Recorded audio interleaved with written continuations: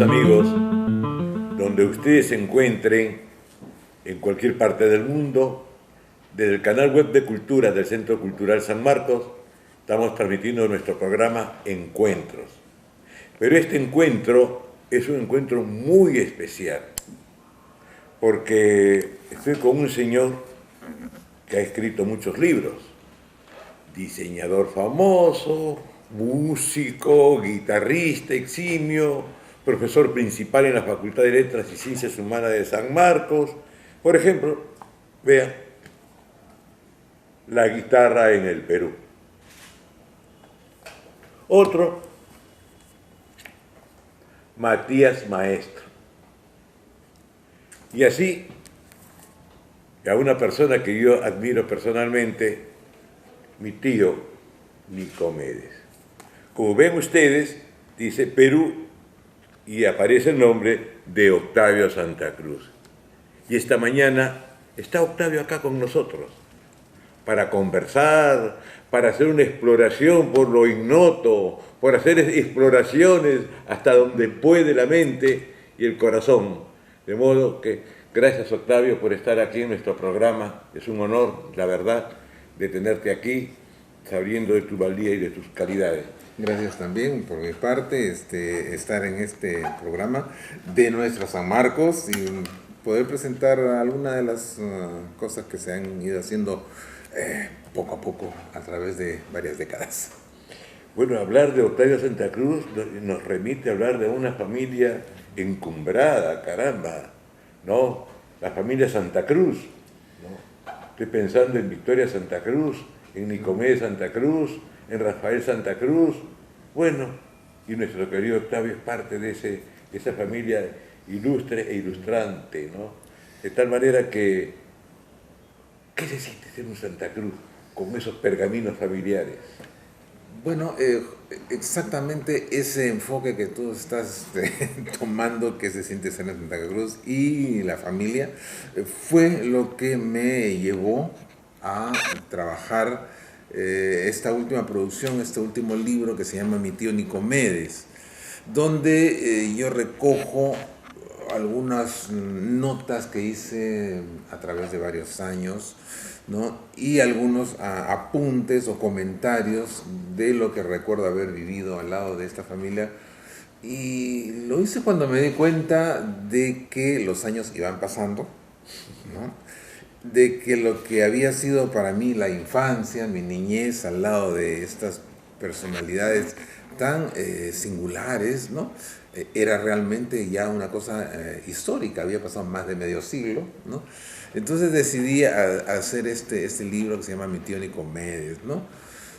Conocí a Victoria, jovencita, Nicomedes, a Rafael, el tío Rafo, todo esto en la casa de la mamá, o sea, la mamá de ellos, ¿no? Y allí me crié prácticamente como el último varón, el último hermano de estos 7 hermanos hombres y 3 hermanas mujeres, que eran como dijo en un texto que me dedicó Arturo Corcuera, ¿no? Para una exposición que hicimos cuando Arturo estaba trabajando dirigiendo una sala de exposiciones en Avenida Salaberry, me acuerdo que era, ¿no? El Centro Cultural Peruano Ruso. Así es, así es. Yo hice una exposición de diseño y la presentación la hizo Arturo, y entonces él desplegó así una serie de imágenes, y recuerdo que decía algo así como: Octavio es uno de los picos más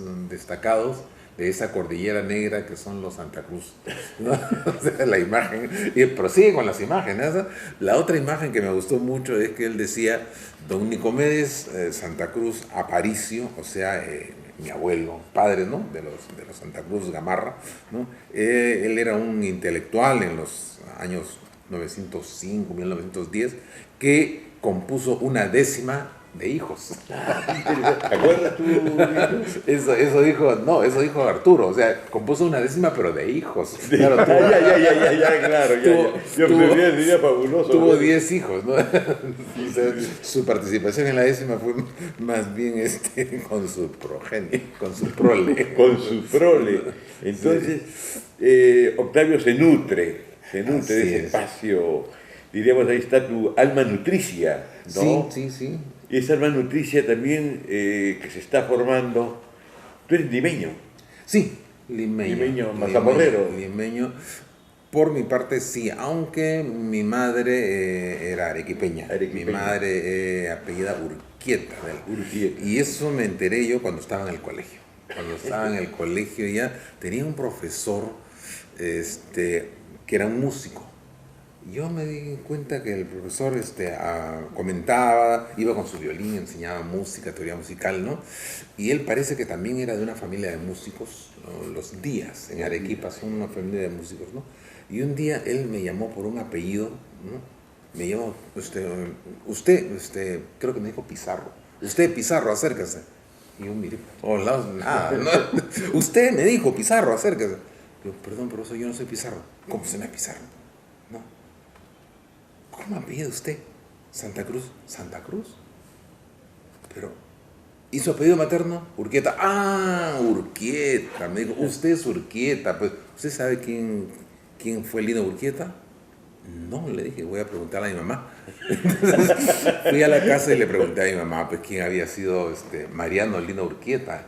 Me explicó que le llamaban el tribuno, ¿no? Años después el doctor Ugarte Chamorro me comentó ya con lujo de detalles acerca de don Mariano Lino, ¿no? Que había sido mi abuelo. Entonces, yo por parte materna por el lado materno, soy Urquieta. ¿Y en qué colegio hacías tus primeros aprendizajes? Y también seguramente algunas travesuras. Sí, yo estudié en el Mariano Melgar. En Breña. Sí. Mira, tengo el recuerdo como las cosas que son de niñez o de juventud, ¿no? Lo recuerdo a veces en sueños de depresión, teniendo que estudiar. O sea que el recuerdo que tengo es un poco así. Traumático. Sí, pero a la larga, ¿verdad? Fijándome bien, habían cosas muy interesantes, muy positivas. Mi profesor de actividades se llamaba actividades culturales en ese tiempo, ¿no?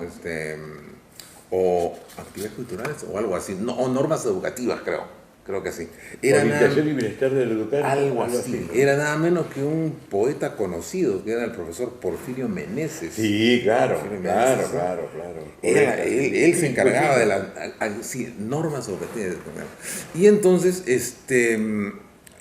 hacía muchas actividades, y en el último año que yo estuve, en los 2 últimos años que estuve, salió, pero así, promociones de jóvenes que hacían cosas en el arte, también en los deportes. Ese año salió del colegio Bicelage, Grimaldo, Seminario, los Tanao, que eran futbolistas de esa época. Los jóvenes hoy día que son deportistas no conocen, pero eran deportistas. Y en el arte salieron los Añartu, los hermanos Añartu, Víctor Reyes, Wilmer Salgado, que después puso una radio, ¿no? Claro, estaba con Belmont, creo.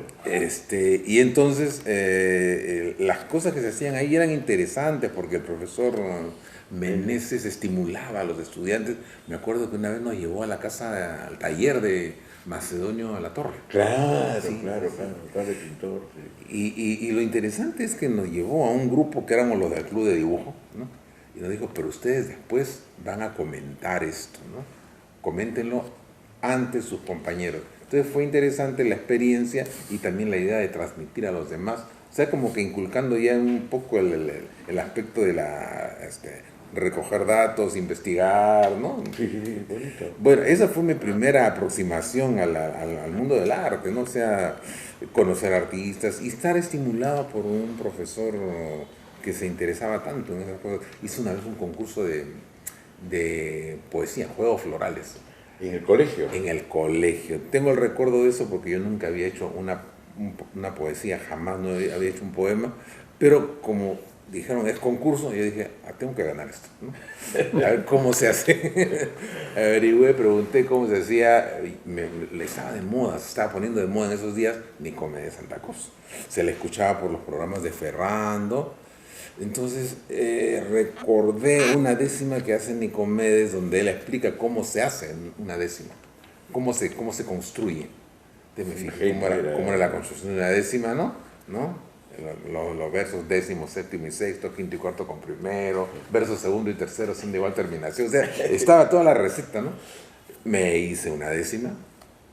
En consecuencia, después estuve con una corona de laurel. La primera vez que hice una décima en el colegio. En el ¿no? colegio. Y ya Nunca más volví a hacer te décimas. jubilaste a temprana edad. Sí, no hice décimas nunca más durante años, durante casi medio siglo, hasta que cuando falleció Nicomedes, ¿no?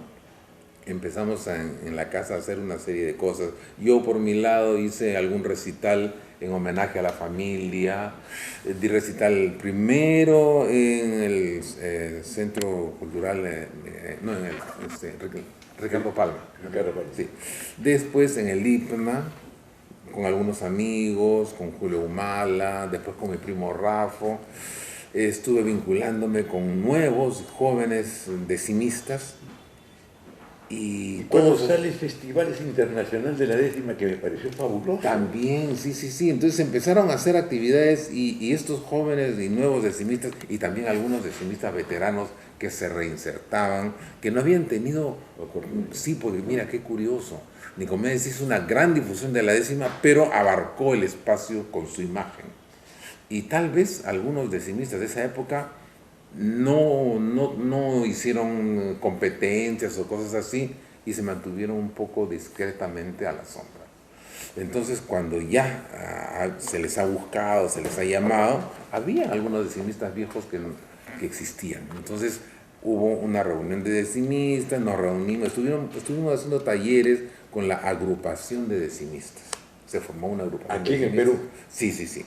Y durante años han estado trabajando, en un tiempo estuvieron en la casa de Nicomedes. Me pareció que era una cosa interesante, hacer reuniones de décima, talleres de décima, encuentros nacionales, encuentros internacionales, y que fuera en la casa de Nicomedes.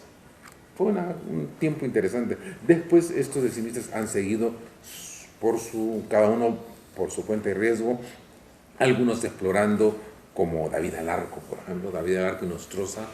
Él empezó a dedicarse al repentismo y es hoy por hoy uno de los más destacados repentistas en el mundo, un buen repentista y casi el único acá. O en todo caso, el que se dedica permanentemente. Hizo grupo con otros decimistas, con Antonio Silva García y también con Rentería. El amigo Rentería ha hecho unas cosas muy interesantes. Él toca guitarra y canta, se acompaña, compone y hace décimas. Y tiene décimas. En internet he visto una décima humorística donde él va relatando un acontecimiento que se supone que muchas personas conocen o recuerdan, pero la memoria es muy frágil, ¿no? Y entonces él, para recordar ese acontecimiento, de rato en rato martillea nuevamente con la frase característica, soy inocente, ¿no? Y él sigue explicando cómo fue que se acuñó en el Perú esa frase, ¿no? Soy inocente. Y todo lo relata en décimas. Hay decimistas. Ese amigo tuyo, el cubano Pimienta, Alexis Díaz Pimienta. Sí, eso ya es otro tipo de décima prácticamente, o mejor dicho, otro enfoque, porque para hacer décima sí se necesita muchos decimistas entrenados, porque es una competencia, ¿no? De la improvisación ahí. A gran velocidad. Ellos hacen décima como quien conversa, así, con la rapidez que fluye la conversación, pero lo hacen todo rimado, ¿no? Y me acuerdo que Alexis hizo por internet, por Skype, un duelo de decimistas. Hablaba él en un lugar y le contestaba otro en otro país, de hemisferio a hemisferio, ¿no? ¿Sí? En diálogo de decimistas. Bueno, acá eso ha incentivado bastante. Hay varias personas que están trabajando. Cejo Cortés, por ejemplo, está haciendo, es una décima nueva. Han aparecido varios nuevos decimistas. Y bueno, y como vemos, nuestro querido Octavio sale del Mariano Belgar, incentivado por un poeta en el colegio, además el clan familiar, tan ilustrado e ilustrante como decía hace un momento, y tenemos a don Octavio Santa Cruz ya en camino, desarrollando proyectos con décima, proyectos de edición de libros, pensando en el aporte familiar. ¿En qué momento te vinculaste a San Marcos? Mucho más tarde. En realidad, la primera cosa que hice yo saliendo del colegio, y además saliendo del colegio con un sobre, con un folder de dibujos que había llegado a hacer, ¿no? Me lancé a buscar trabajo. Con la modestia, entre comillas, ¿no? de los jóvenes, ¿no? O sea, no le dije a nadie a dónde iba, me salía todas las mañanas, conseguí un trabajo y me puse a trabajar. Hasta que un día en mi casa me dijeron, ¿y dónde vas todos los días? Estoy trabajando, y acá está. Había ganado plata, digo, esto es para la semana. Oye, a ver, ven para acá, cuenta, ¿no? Sí, no, la cosa no es así, ¿no? Sí, muchacho, pues a veces no sabe cómo se hacen las cosas, no, ¿no? a mí me la dices claro. Sí. Entonces, resulta que en el último año de colegio, yo veía que la cosa no marchaba. De los inicios, al entrar a secundaria, que tenía siempre muy buenas notas, siempre un segundo, tercer puesto, ¿no? Empezó a bajar. Y al último ya casi con rojos, ¿no? ¿Y por qué? Porque no me interesaba nada más que dibujar. Sí. Entonces había una falta, una ausencia de vocación o de orientación. Y me interesaba participar en las actividades culturales, eso sí. Pues decía, de esto se vive, de esto se come, no sabía cómo, ¿no? Bien, entonces ocurrió que justamente el mismo profesor Meneses, faltando ya un año para que termine la secundaria, un día fue salón por salón presentando a un hombre bastante joven todavía y dijo, este señor se va a hacer cargo de la sala de impresiones, es el nuevo dibujante del colegio, o sea, el que hace todos los diplomas, el periódico mural, todo lo que era de dibujo, ¿no? Y por si acaso también es un joven y talentoso futuro autor de teatro. Cuando ya escuché que se hacía dibujo, dije, voy a acercarme a él. Me acerqué a este señor, lo visité en el recreo y era un conversador muy ameno, me explicó algunas cosas, me dijo, dibuja, si trae tus dibujos para verlos. Al siguiente recreo yo ya estaba ahí, oye, recreo tras recreo, me la he pasado todo el año conversando con ese señor que se llamaba Juan Rivera. Juan Rivera Saavedra, ¿no? Este hombre conocía dibujantes, conocía muchos dibujantes y diseñadores, publicitarios, pintores, ¿no? Me llevó un día a una oficina y estaban varios dibujantes publicitarios, estaba Víctor Humareda también, conocí a esas personas y entonces durante un año él me orientó para que mi dibujo, que era un dibujo escolar, fuera poniéndose un poco más de acuerdo a los instrumentos y materiales. Me presentó a la témpera, los pinceles de pelo de Marta. Trabajar el trazo. Exacto. Entonces cuando llegó diciembre es que yo pude tener, mira, en un año, tener una cantidad de cartulinas bien dibujaditas, bien pintadas, Y dije, con esto puedo ir a ofrecerme en algunos sitios. Entonces fui a distintas agencias de publicidad, de distintos sitios, hasta que encontré un lugar donde trabajar. Y ahí comencé mi trabajo y me dediqué solamente al diseño gráfico durante años. Y ahí viene esta experiencia.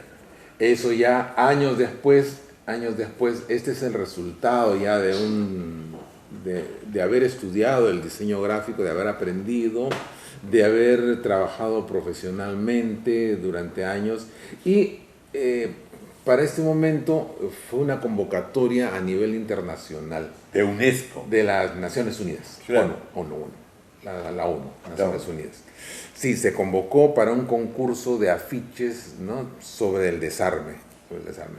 Y entonces primero había que hacer la eliminatoria en el país, ¿no?, y después se enviaba el original a la central de Estados Unidos a competir con otros 170 y tantos países, ¿no? No, miren, queridos amigos, acá la curvatura del mundo es un casco de guerra. Es un casco y sobre el casco está la paloma de la paz, como vemos en el pico portando una flor, el símbolo de la paz. Esto es una concepción, ¿no?, que trajo sus anécdotas. Hoy día, al recordar cómo fue hecho eso, me da risa, ¿eh? Porque ¿Por qué? Presenté mi idea, mi boceto, ¿no? Y salió elegida esta figura, esta ilustración, como ganadora del concurso, ¿no?, acá en Lima. Y me dijeron, esto hay que mandarlo a Estados Unidos a que compita con... ¿Cuántos países son? 170 y tantos. Entonces yo les pregunté, le digo, esto yo lo he hecho como un boceto, pero para que compita con otros países hay que hacerlo bien acabadito. ¿Tendré tiempo de hacerlo ya bien perfecto? Sí, me dijeron, tienes tiempo. Tenía como unos 15 días, ¿no?, para hacerlo ya perfecto, para que vaya a competir, pues lo que se llamaba en ese tiempo un arte final. Claro. Entonces, problema, ¿cómo se dibuja una paloma? ¿Cómo se pinta una paloma? Y yo trabajaba en esos días en el INC y todos los días veía palomas en la puerta del INC en San Francisco. Y esto se hacía con letra Z. Con letra Z, claro, me acuerdo. Oye, pero ¿puedes creer que salgo con mi cámara fotográfica a tomar una paloma? Ni una. Todas volando por arriba.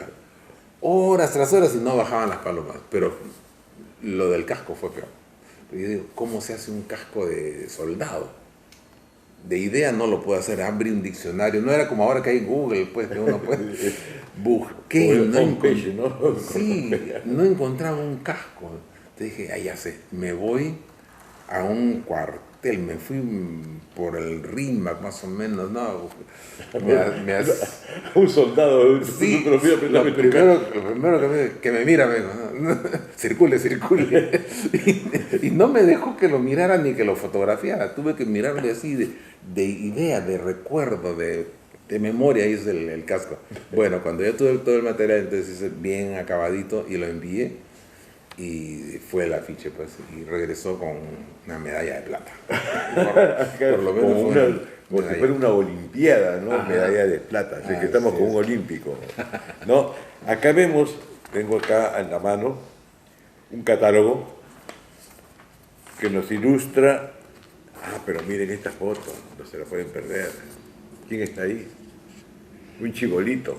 Bastante joven, y es la época en que estaba trabajando algo que mi maestro, que se llamaba Werner Stockley, era un diseñador suizo, me había enseñado, me había inculcado a algo que cada vez está más distante y se usa menos, por lo menos de manera general, que es el dibujo de las letras. En ese tiempo dibujar letras era toda una especialidad para los diseñadores profesionales, pero él me decía que no solamente había que dibujar las letras, sino conocer la estructura de la letra. Me decía, hacer una letra es como una arquitectura, tiene una serie de medidas, una cantidad de puntos que hay que tener en cuenta, y todo parte de la caligrafía, y me enseñó a hacer caligrafía. Eso cada vez se ha ido poniendo más distante, porque ahora con la nueva tecnología uno abre la computadora y encuentra cantidades de letras, todas las fuentes habidas y por haber, y uno no necesita necesariamente que saber dibujar para utilizar las letras. Pero se pierde la habilidad. Yo Una creo que fortaleza. eso es algo que los profesores actuales, los actuales profesores de diseño tienen que trabajar. Cómo hacer que sus jóvenes estudiantes sean buenos diseñadores sin ser únicamente manejadores de máquina. Porque manejar la tecnología contemporánea es una cosa. Y los conceptos que rigen y que gobiernan todo eso, no, la composición y la creatividad no debe perderse y no debe quedarse uno solamente en manejar máquina. Claro, porque es una habilidad. Dibujar es trabajar trazo. Sí, Trabajar trazo, como bien lo dices, la creatividad deben estimula que es una fortaleza. complementarse. Es una fortaleza en el ser humano. Sí. Es decir, la tecnología está para ayudar, pero no para suplantar al ser Exacto, humano. y eso ocurre en mucho, por lo menos ocurre en los jóvenes que producen diseño, por ejemplo en los módulos, en Wilson, que producen cantidad de diseño. Ellos hacen cosas bastante presentables, pero sin fundamento, sin base, y funciona, así funciona, ¿no? Mira, difícilmente en computadora te podría dar este resultado. De todas maneras No, hay que no, tener la no, idea, no, no. hay que tener Y primero acá la idea. veamos, queridos amigos, acá a la mano. Este, repito que es un catálogo, de modo que es una muestra, breve por cierto, de la cantidad de trabajo de nuestro querido Octavio. Ñacatita, Minero Perú, Beethoven, Festival, qué sé yo, Renzo Costa, Rafael Amaranto, Cuando las palabras no bastan, teatro, folclore, en fin, vean ustedes, acá tienen una visión de lo que ha hecho nuestro querido Octavio, y acá se llega, disfruten Sí. como lo estoy haciendo yo, y me van a ver con envidia, vean, ahí está. Bueno, hoy es historia eso, pues ese catálogo es del año 82, que fue el año cuando la medalla de las Naciones Unidas llegó, ¿no? Entonces yo organicé una muestra retrospectiva en el Museo de Arte Italiano, una muestra de todos los afiches ahí puestos para, como inauguración de esta exposición, el director del INC, que era en esos momentos Luis Enrique Tort, ¿no? Sí, claro, sí. Me entregó la medalla, entonces ya completaba todo un ciclo prácticamente. Entonces, ese era el catálogo es de una muestra retrospectiva, ya en el año Tengo que 82. protestar, Octavio, no me ha dicho cómo te vinculaste a San Marcos. Estaba entonces con la medalla ganada, con un prestigio internacional, nacional, y un amigo muy cercano que trabajaba en el INC, un día muy serio se sienta en su escritorio y me dice: Octavio, por favor, toma asiento, tenemos que conversar, me dice, ¿no? Hasta este momento tú has hecho el trabajo como diseñador, has hecho una carrera, pero los tiempos empiezan a cambiar. Tú necesitas tener un grado académico. Y yo la verdad me sentía por encima del bien y del mal. Bueno, la juventud, Así es, todavía seguía siendo. Pecado de la juventud. Y entonces no... Felizmente los jóvenes se pueden equivocar, porque lo terrible es equivocarse viejo. Eso sí. Ahora, lo que fue coincidencia, y parece que fue coincidencia, fue que no fue la única persona. Fue otra amiga también del INC y por otro lado, mi señora esposa, que me dijo... Catalina, ¿no? Sí, me dijo, tienes que entrar a la universidad porque se impone tener un grado académico. Y yo que no tenía, la verdad, intenciones, ¿no? Cuando mi amigo insistió tanto, él me dijo: si quieres yo te indico lo que hay que hacer para que te preparo, me dijo, para que repases. Tanto tiempo que yo no he salido del colegio. Entonces me preparé con este amigo, me tomó mis lecciones, hice mis planas y entré como cachimbo a San Marcos. Qué bueno. Y el recuerdo que tengo, yo entré en el 84, el recuerdo que tengo es que ingresé al salón porque había el integrado, Sí, ya claro. había integrado. Estaba perdido, no entendía nada. ¿Por qué tanta gente? Era un salón como de 300 personas o 400. Sí, hasta ahora. Yo estaba perdido en ese mundo y después me dijeron: pero ahora te toca en tu salón con tus compañeros. Entonces este es otro salón con los de arte. Entro al aula de arte y todos se ponen de pie. Qué bueno. Todos eran menores que yo, eran Sí, jovencitos. el profesor, dijeron. Sí, ya yo estaba, pues, era en el 84, desde hace más de 40 años, ¿no? 41, 41 años, ¿no? Entonces, ahí fue mis primeras clases. Tuve la suerte de tener una base con compañeros que eran muy trabajadores, muy estudiosos, y además también la suerte de que en esos momentos empezaron a bajar los apagones y los paros y las huelgas. Entonces se hizo muy rápido la carrera y mis compañeros trabajaban mucho, hacíamos equipo. Y cada uno trabajaba y cumplía su parte, entonces se trabajaba en grupo, eran estudios muy fuertes y de grupo. Y fue así que años después, cuando ya presenté mi trabajo de tesis y me gradué ya con mi licenciatura, hay coincidencias, ahí también hubo una coincidencia. El día que yo me estaba graduando y que salía la carta que decía, o sea, el documento, el acta, ¿no? El acta donde dice, se ha graduado, me gradué con la tesis sobre la guitarra, con el libro sobre la guitarra. Esa fue mi tesis, ¿no? Fue un volumen así, todo escrito a máquina de escribir, porque todavía no había computadoras, ¿no? Claro. O al menos yo no tenía. Y después se convirtió en un librito ya digitalizado, ¿no? El día que me gradué sustentando esa tesis sobre la historia de la guitarra en el Perú, a esa misma hora, con mi hojita ya y el acta, recibí la indicación de mi asesora de tesis, dijo, deja una copia en esa ventanita que está ahí, antes que la cierren, porque hoy es el último día para presentar documentación para profesor. ¡Ay, caramba! Y entonces así, prácticamente de la sustentación pasé a entrar en la plana docente. Sí, académico. Directamente. Y te dijiste, viene otra experiencia de don Octavio Santa Cruz y comienza el investigador. Sí, pero ahí estaba dando un cambio de línea, ¿no? Porque de una rama de las artes plásticas como es el diseño, para pasar a otro campo que es, diríamos, el ámbito de las artes acústicas como es la música, si hay una variación. Sí, bueno, ¿Cómo se produce esta transición? Ese ha sido un lapso entre mis 16 años y los 40 prácticamente, porque a los 16, cuando empecé a trabajar en diseño y trabajé directamente con el que sería mi maestro, Werner Stockley, el suizo, porque yo busqué hasta que llegué a donde estaba él y dije, yo quiero trabajar ahí, ¿no? Afortunadamente Juan Rivera sabía exactamente el dato, porque yo le pregunté, le dije, quiero ir donde el mejor dibujante del Perú, ¿no? Entonces él me mencionó a uno, a otro, sí, pero tal persona en una agencia de publicidad, ¿es el mejor? Bueno, es muy bueno, no. Y tal otra persona en otro sitio que tiene su estudio, es bueno, pero ¿es el mejor? No. ¿Quién es el mejor? ¿No?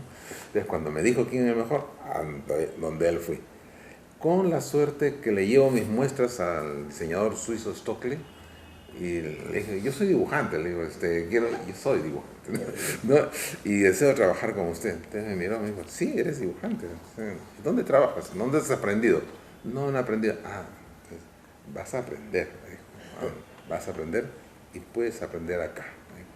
Porque yo tengo un aprendiz, un ayudante, que trabaja hasta mañana. Estábamos algo así como un jueves, me decía hasta el viernes, o era viernes hasta sábado, no sé. El caso es que me dijo, trabaja hasta mañana, hasta este fin de semana, el día lunes puedes venir y comienzas, ¿no? Así es que yo me sentía así, como que pisaba nubes, ¿no? Fui donde Rivera y le dije, me aceptó, le digo, ¿ya? El día lunes comienzo a trabajar con el suizo, ¿no? Y así fue, dicho y hecho. Empecé a trabajar con este señor suizo como aprendiz. Ya me di cuenta que mi lugar era como aprendiz.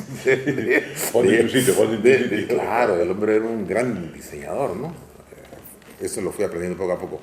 Y con la primera platita, con el primer sueldo que gané, porque en ese tiempo me pagaba por semana, lo que hice fue comprarme una guitarra. Una guitarrita porque yo quería tocar guitarra. Una guitarra usada que me vendió un amigo del barrio. Pero eran mejores, dichos de paso. Sí, pero era corrientita, era muy corrientita, lo que podía encontrar un chico que ha trabajado una semana, ¿no? Entonces me compré mi guitarrita y a partir de ese momento no pude separar ambas cosas. un rato diseñando o dibujando y otro rato tocando guitarra. De modo que a las pocas semanas ya estaba intentando ingresar al conservatorio, entré al conservatorio y ya hice a la vez, paralelamente, dediqué tiempo al diseño y tiempo a la guitarra, siempre estuve en la guitarra. Por eso que cuando entré ya, más de 20 años después, ¿cuánto es? 30 años después, entré a San Marcos, mi tesis fue sobre guitarra. Allá ya había, en realidad yo había investigado sobre guitarra, porque desde el primer momento, cuando tenía los 16, a los 17, 18 años, yo preguntaba, ¿dónde están los guitarristas peruanos? ¿Dónde están las partituras? ¿No? En el 65 llegó Alirio Díaz, un guitarrista venezolano, dio conciertos acá, era, según decían, el brazo derecho de Andrés Segovia en la Academia Chiguiana de Siena. Ay, Dios mío, sí. Estamos hablando de palabras mayores, palabras ¿no? mayores, pues, ¿no? Entonces, llega Alirio Díaz, tenemos una reunión acá con los varios guitarristas que estamos ahí, tenemos una foto que se ve la concha acústica y varios guitarristas ahí, Humberto Pimentel, el maestro Rodríguez, el maestro Brito, y nos reunimos con Alirio Díaz a tocar guitarra, a guitarrear en la casa de don Fernando Rodríguez. Y él dice, ya está bien, tocan ustedes muy bien, pero tocamos lo mismo que tocaba él, música española, ¿no? Y la música peruana, entonces salió un jovencito, ¿no? Y él sacó pecho por la guitarra peruana. García Zárate. Con Raúl. Estaría naciendo en esos días, supongo yo. Sí. Bueno, ¿no? Sí, yo tenía 16 años. Javier estaría más jovencito porque él es menor que yo. Sí, ¿no? Sí. Y entonces, bueno, salió el maestro García Zárate, tocó, ¿no? Y Alirio Díaz le dice, maestro, yo quiero llevarme sus discos. No he grabado ni un disco, le dijo, ¿no? Entonces me llevo sus partituras para estudiarlas. No hay partituras. Entonces yo digo, ¿en qué mundo estamos? Dije yo, el guitarrista no ha grabado discos y tampoco hay partituras. Hay que ver qué se hace. ¿Y dónde están las partituras de guitarra peruana? No hay, me dijeron. Entonces empecé una búsqueda de partituras de guitarra peruana. Día tras día, casa por casa, he recorrido cantidades de casas de un joven guitarrista, por ejemplo, amigo mío. Oye, tu apellido es tal apellido, sí. ¿Quién te enseñó a tocar guitarra? Mi papá. ¿Y a tu papá? Mi abuelo. ¿Y tu abuelo qué era? Era guitarrista. ¿Por música? Sí. ¿Dónde están sus libros? ¿Qué dejó que el abuelo, no? Y así, buscando, se llegó a conseguir un alto así en mi mesa que tenía 2 metros de papeles viejos. O sea, eso fue el resultado de 30 años de trabajo. Un cerro de papeles viejos, ¿no? Cuando hablé con un amigo, me dijo, tú tienes acá, me dijo, una tesis de historia de la música, historia del arte. Sí, me dijo, pero yo no soy historiador. Para entonces es que, por el otro lado, mi amigo Larru me estaba diciendo, pues, tiene que entrar a San Marcos, ¿no? Entonces ya eran dos cosas. Alguien que me decía, tienes que entrar a San Marcos para que tengas nivel académico, y otros amigos que me decían, tú ya tienes la tesis lista, pero es de música. Entonces se juntaron ambas cosas, hice la carrera en historia, en arte en San Marcos, ¿no? En la Escuela de Arte, pero mi tesis no fue sobre pintura, sino junté todos los papeles viejos que tenía y se convirtieron en la tesis sobre la guitarra en el Perú. Qué interesante. Y porque la guitarra finalmente es española. Claro. Y muchos no entienden lo que es una guitarra y una vihuela. Y no hay sinonimia. Sí. Sino una con 10 cuerdas, otra con 6 cuerdas. Ajá. O el laúd. El laúd, sí, ¿no? sí, Que es sí. con 4 cuerdas. Aunque algunos dicen, son parecidas, no, pero el sonido es distinto. Claro, sí. Es algo parecido con el violín y el violonchelo, que no es exactamente lo mismo. Ajá. No, hay matices, Sí, hay y todo los eso timbres, ha habido acá, había que buscar nomás las huellas, los rastros. ¿Y hasta dónde llegaste? ¿Cuál la primera huella? Lo más antiguo que pude encontrar me lo proporcionó ya el doctor Ugarte Chamorro, porque con una cantidad de piezas que ya tenía, ¿no? A través de ya me había hecho conocido, empecé a dar recitales, y en los recitales que iba, mientras tocaba, decía, si alguien conoce algo de algunas partituras, por favor avíseme. No tuve respuesta en ese sentido, salvo que el doctor Ugarte Chamorro me dijo, tengo esto para usted, mire si le interesa, a usted le va a gustar. Y él tenía el cuaderno de Matías Maestro, el original. Yo abrí y no podía creerlo. Dije, este es un cuaderno antiquísimo. En efecto, decía 1786. Y era un manuscrito. Entonces vi que era para guitarra y que obviamente era guitarra por música.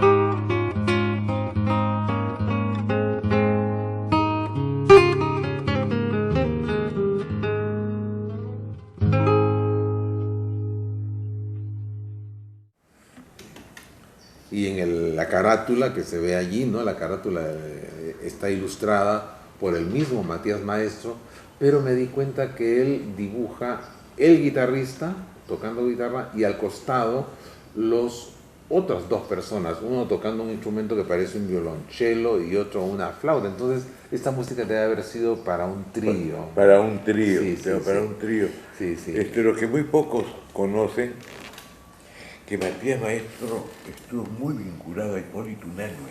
Ajá, eso no sabía. En la colección documental del Perú, revisando, porque para mí son 144 tomos, ¿no?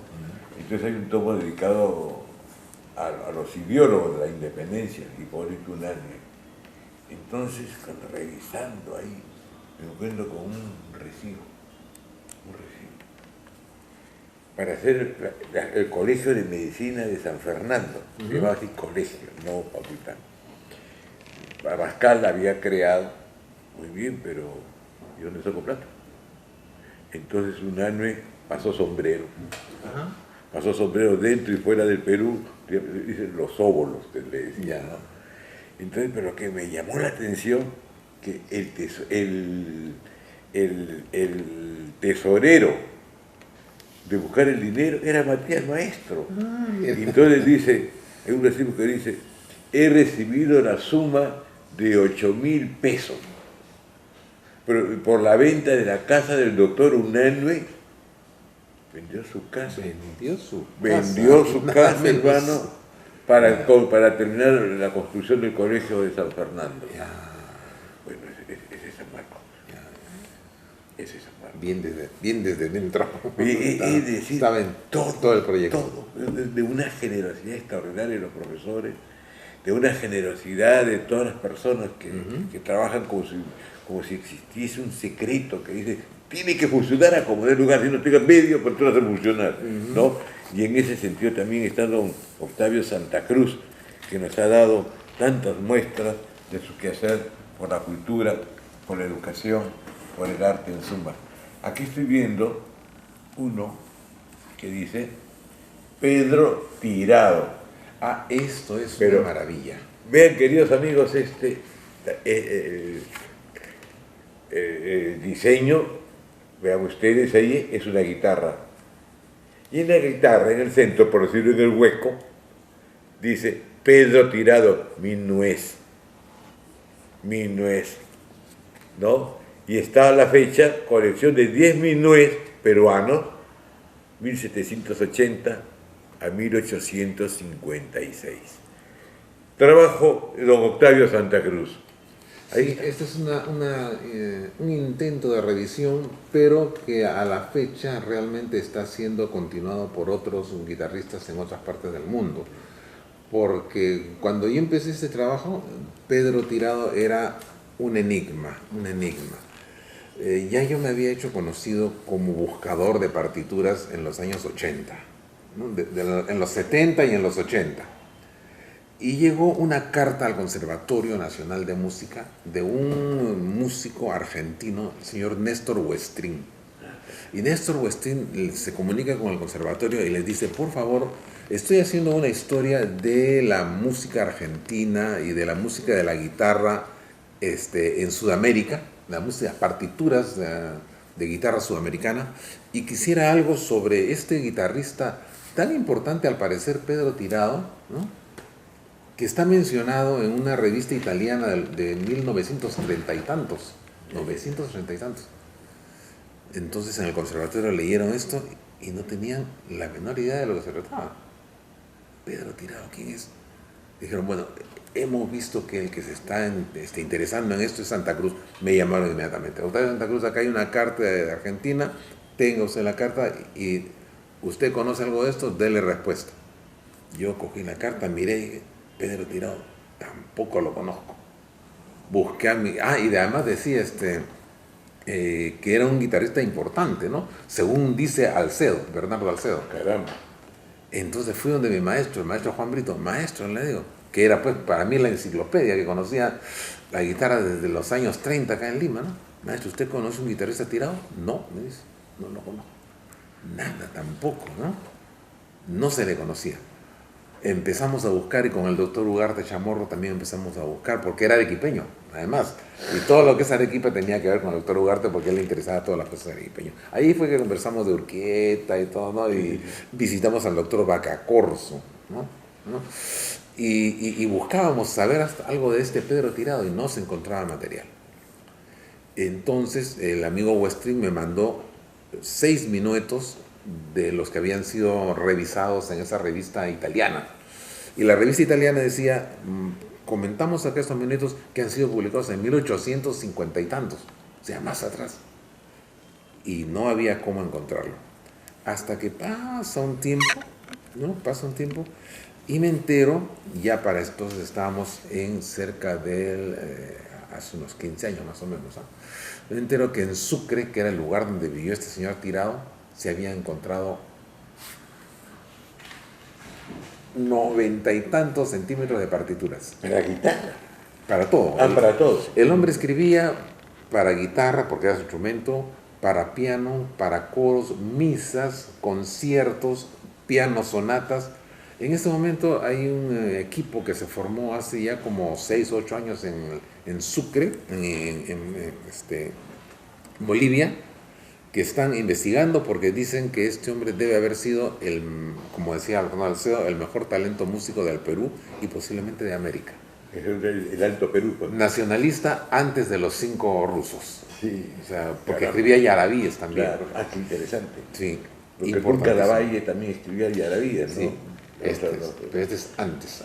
Ahora, para nuestros queridos amigos, la música, ¿cómo llamarla, Octavio? Tú me corriges, por favor, tú eres el especialista. Música clásica. Así le llamamos. Bueno, mundialmente se le llama música clásica. En el Perú tiene un registro pues, del siglo XVII. Viene Juan Pérez de Bocanegra, Hanan Pacha, viene de D'Alessio, viene Tomás de Torrejón, vienen tantos y tantos que hacen que el Perú tenga una riqueza musical realmente extraordinaria. Mira, Octavio, una vez estando en París, pasando por la Plaza de la Bastilla, ¿te acuerdas, Mario? La Plaza de la Bastilla, ahí estaba la FENAC, que vendía pues discos de todo el mundo, los CDs. Bueno, entonces uno ve, pues, por pisos, y veo el catálogo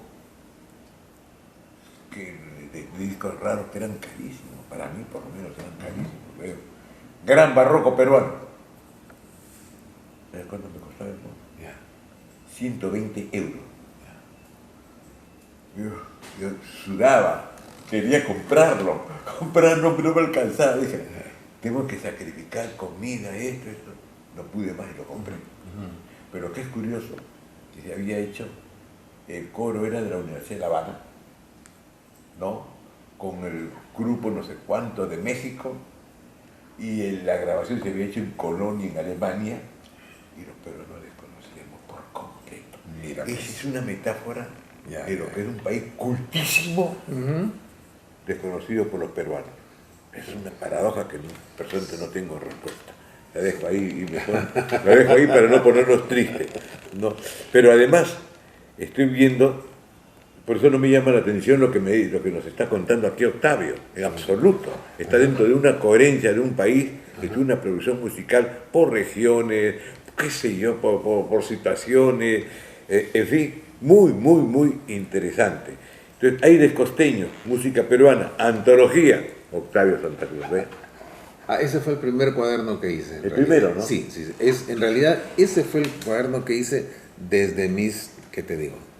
Que cogí la guitarra, 16, 17 años, cuando ya me preguntaba si hay o no hay partituras, y como me decían que no hay ninguna partitura de música peruana, entonces yo dije, voy a empezar a hacer, y todos los días hacía un poquito, un poquito, un poquito en las noches, un pedacito, un rengloncito, un pentagrama, y a través de los años llegué a hacer mi propio cuaderno, y fue justamente este cuaderno el que hizo que consiguiera a los demás, porque cuando publiqué esto, algunos amigos guitarristas jóvenes del año 80, del 82 se publicó esto, me dijeron, Octavio, has hecho algo importante, no existe ninguna partitura peruana y tú eres el primero. Y yo dije, gracias a todos, pero dije, no puede ser. No puede ser que yo sea el primero que escribe partituras de guitarra peruana, tiene que haber. Y entonces fue que recién empecé, en el 82, ¿no?, a tratar de conseguir más y a buscar así casa por casa, guitarrista por guitarrista, ¿no? ¿Tú te acuerdas, Octavio, quién era la persona que estaba en el Patronato Popular y Porvenir pro música clásica? Porque te hago esta pregunta porque César Bolaños, ¿te acuerdas de César Bolaños? César Bolaños, claro. Tiene un trabajo formidable sobre Sí, los sí, orígenes sí, de la música, y él llega a la esquela de Santo Domingo, que son los instrumentos musicales más antiguos del mundo. Así es. Del mundo, ¿no? Estamos hablando de 7.000 años, Ujú. ¿no? Entonces, en este trabajo de César Bolaños, que ya murió, me dio mucha pena, Sí. ¿no? Tenía los auspicios también, Claro, del Patronato Popular, Patronato Popular pro de música Porvenir. clásica, pero no es común, porque me encantaría que una de estas empresas, qué sé yo, Ajá. de petróleo, diga, vamos a financiar estos trabajos, Sí. porque no Bueno, son- este patronato se creó específicamente para apoyar la música, ¿no? Porque Ya. se llama Patronato Popular de Porvenir Pro Música Clásica, ¿no? ¿No? Entonces, Eso me llama la atención. sí. No, yo tuve contacto con las personas del patronato a través de la señora Marta Minflin, a través del ingeniero Lira, ¿no? Sí. Entonces, cuando vieron el trabajo que yo estaba haciendo, me dijeron, lo apoyamos, ¿no? Y además era Voy a pequeñito. te corto así abruptamente porque quiero volver a la guitarra en el Perú. Porque veo una dedicatoria que dice: a Catalina, a mis hijos, a mi familia. Catalina Bustamante. ¿Cuánto Así es. significa para ti? Muchísimo. Años de toda la vida. Nos conocimos con Catalina en el TERS universitario. Ella es abogado, pero está muy interesada en el teatro y pertenecía ya al grupo de Los Grillos. Actuaba con Sara Joffre y con Los Grillos, ¿no? Sí. Y yo asistía a las clases de dirección de don Sergio Arrau, porque yo estaba haciendo... Notabilísimo, don Sergio Arrau, chileno. Qué bueno, gran maestro, director. gran director y gran maestro.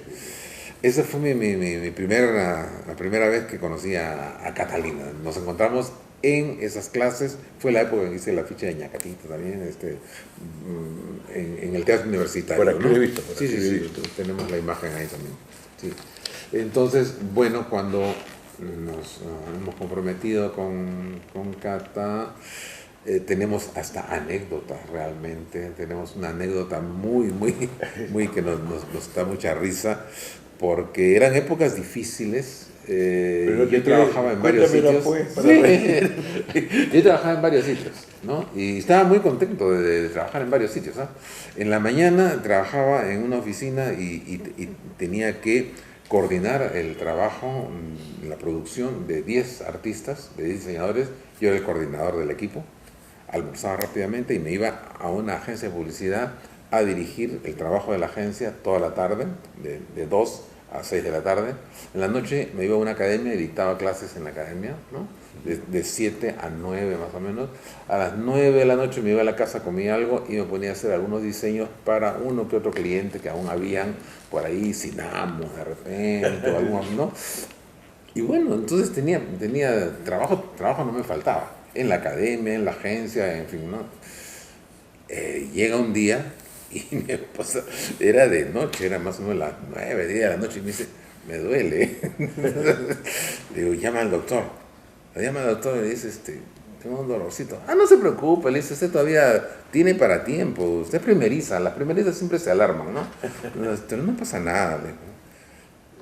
2, 3 horas después, dice, sí doctor, le dice, pero es que duele y hay como contracciones y cada cierto rato están siendo periódicas, ¿no?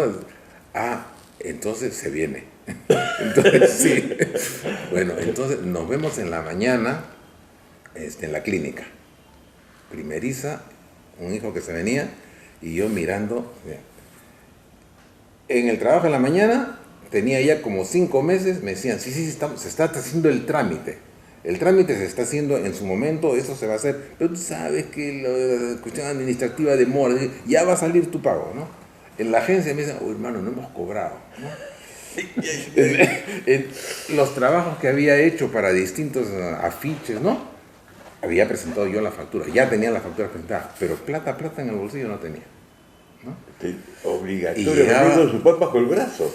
Llegó el amanecer, dieron las 6 de la mañana y sonó el teléfono. Me llama una amiga muy querida de esos tiempos y me dice, Octavio, ya salí en el comercio.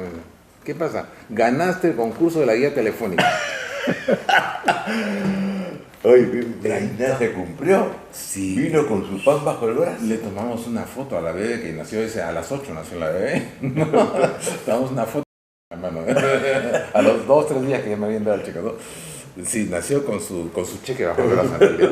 Fue el afiche de la guía telefónica. Pues, ¿no? Sí, bueno, felizmente no le pusiste ese nombre, guía telefónica, ¿no? Bueno, es una de las anécdotas que hemos compartido con Catalina, ¿no? ¿Y cuántos hijos?